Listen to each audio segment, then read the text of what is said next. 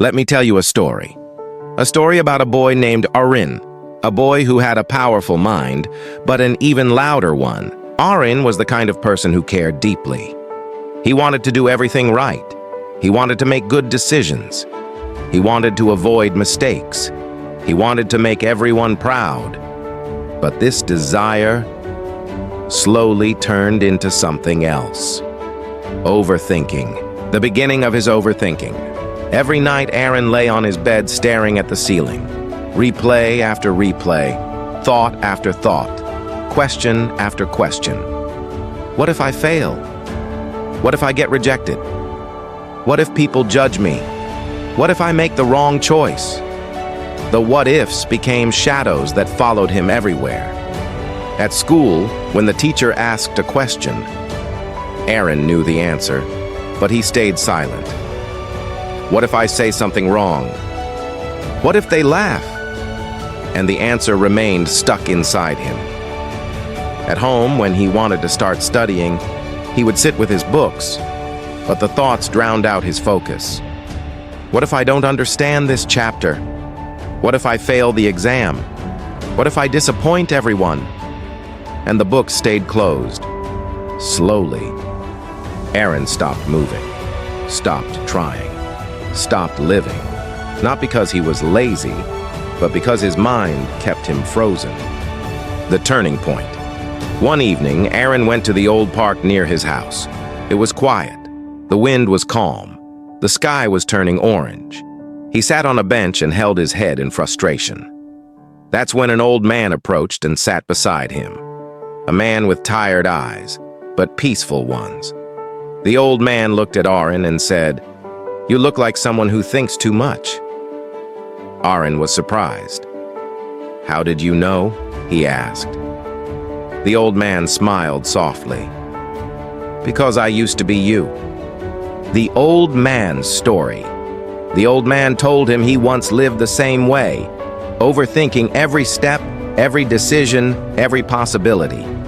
He said, "I wasted years inside my own mind, fearing things that never happened." Arin listened carefully. Then the old man picked up a small stone from the ground and held it in his palm.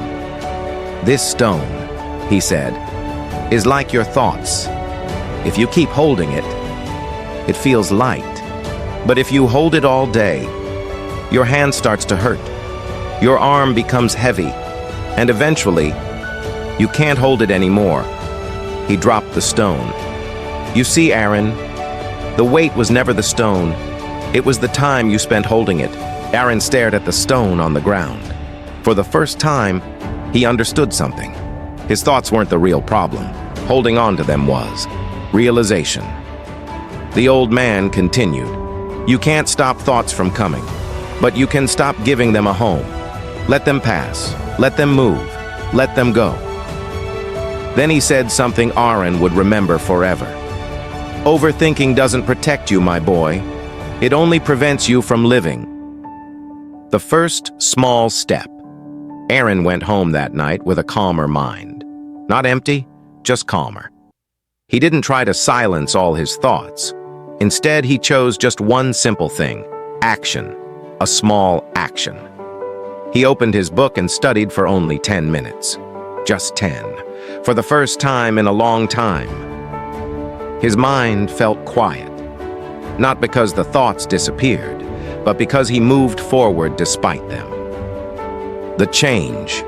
The next day, he answered one question in class. His voice trembled, but he did it. And nothing bad happened. The day after that, he studied for 20 minutes, then 30, then an hour. The old man was right. Action silenced the noise. Arin realized something powerful. When you take a step, even a small one, your thoughts lose their power, because fear grows in stillness.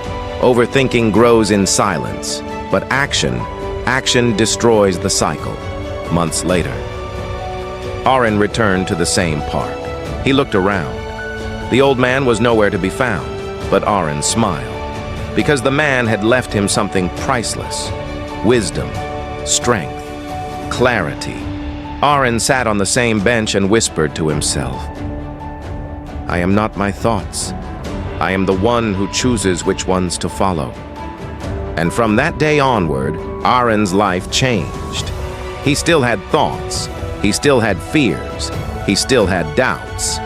But he didn't let them trap him. He didn't let them control him. He didn't let them stop him. The message for you: Arin's story is not just his, it's yours too. It's anyone's. It's everyone's. Because all of us, at some point, battle with our own mind. We replay the past. We fear the future. We imagine the worst. We carry thoughts longer than we need to. But remember the old man's lesson. It's not the thought that hurts you. It's holding it for too long. A new beginning. So today, right now, you have a choice. Keep holding the stone and let it weigh you down. Or drop it and free your hand, free your mind, free your life. You don't have to stop thinking. You just have to start living. Take one step, any step, a small one. Study for 10 minutes. Clean your desk. Write one line. Walk for 2 minutes. Breathe slowly. Every action steals power from overthinking. Every step frees your mind. Every movement is a victory.